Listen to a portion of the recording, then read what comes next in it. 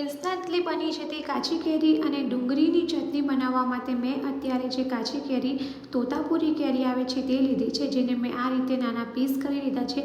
ત્યાર પછી મેં ડુંગળી લીધી છે, એને પણ મેં આ રીતે નાના પીસ કરી લીધા છે. ત્યાર પછી મેં એમાં સોલ્ટ એડ કર્યું છે. ત્યાર પછી મેં જીરું એડ કર્યું છે. ત્યાર પછી મેં લાલ કાશ્મીરી મરચું એડ કર્યું છે.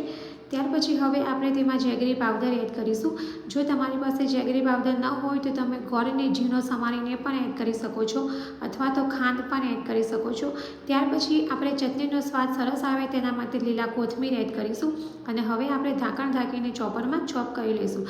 તો તમે જોઈ શકો છો કે ઇન્સ્ટન્ટ બની જતી આપણી કાચી કેરી અને ડુંગળીની જે ચટણી છે એ રેડી છે, જેને તમે કોઈ પણ રોટલી છે, પરાઠા છે કે પૂરી છે એની સાથે ખાઈ શકો છો. અને શાકનો સ્વાદ વધારે એવી આ ચટણી છે, તો એકવાર જરૂરથી ટ્રાય કરજો આ ચટણીની રેસીપી.